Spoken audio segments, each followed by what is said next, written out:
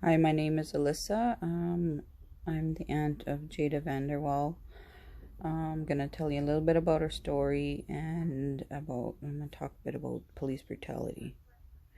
So on January 5th of this year, my niece Jaeda was found in CP rail yard on CP tracks, alive, and she was taken. She was fully unclothed and transported to HSC, where she was given some medical attention and then passed away 1 hour after her arrival. This was about the ambulance picked her up at about 9:40 or so p.m.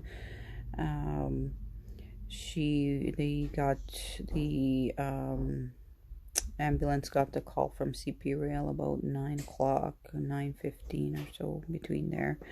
So anyhow, so the police deemed her death non-suspicious, and so over the course of the month, and we are still fighting for answers.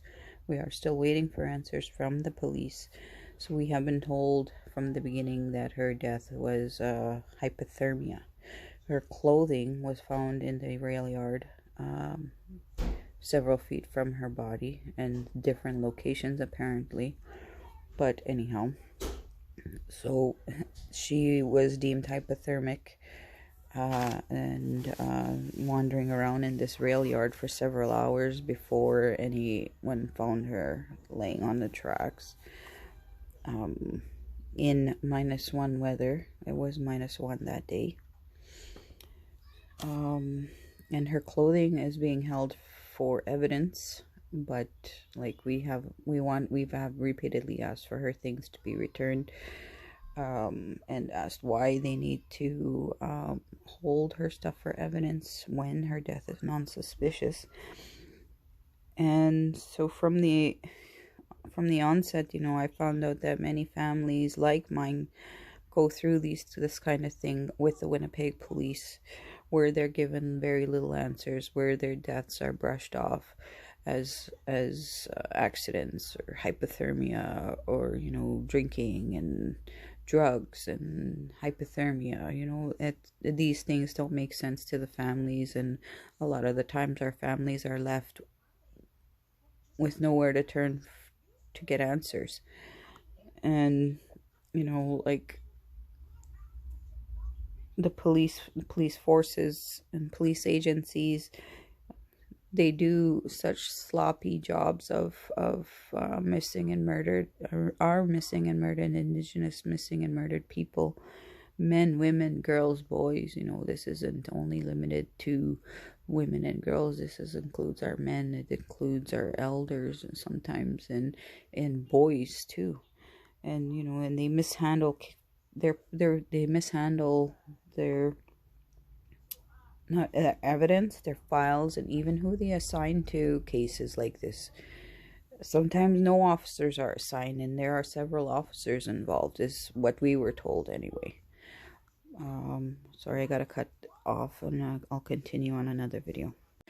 So, only when our family went to the media and to AMC and the First Nations Family Advocate Office did the Winnipeg Police actually want to talk to us, because before that they didn't want to talk to us. They didn't want to have a person to person meeting. They didn't even want to talk to us over the phone. They didn't we didn't get nowhere with that, until we brought in the Assembly of Manitoba Chiefs and the First Nations Family Advocate, and asked them for their assistance. And that is they set up a meeting 2 weeks after Jaeda passed, and by then a lot of evidence is already I guess destroyed by nature, outdoors, and stuff like that. And so anyhow, continuing on, Jaeda was known to Winnipeg Police, and my family believes that is one of the factors as to why their department just brushed off her death. Like many Indigenous families, we are left. Sorry, we feel like the police just think of Jaeda as just another Indian, you know, good riddance to them, to that person, and you know, that type of discriminatory mentality that a lot of police officers hold against their people. And you know, I'm here to tell you that this discrimination, that is discrimination, sorry. And you know, she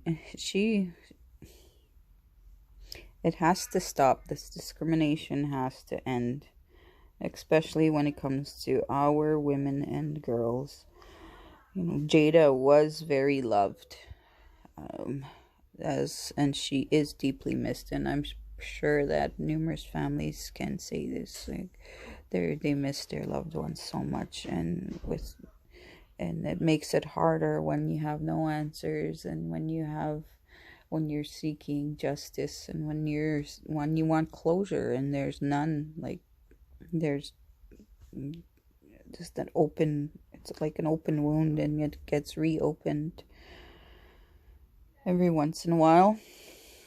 So, you know, like all our women, girls, men and boys that aren't a second thought to police agencies, you know, they are loved and they are missed. And things like this, the way the police treat us, and the way the police look at our missing and our murdered, you know, that is a form of police brutality, and that needs to stop. It needs to stop now. And if there's any kind of relationship that is to be built between Indigenous people and any police forces, that needs to end before any kind of relationship can be built, and before we can move forward. Thank you. Miigwech.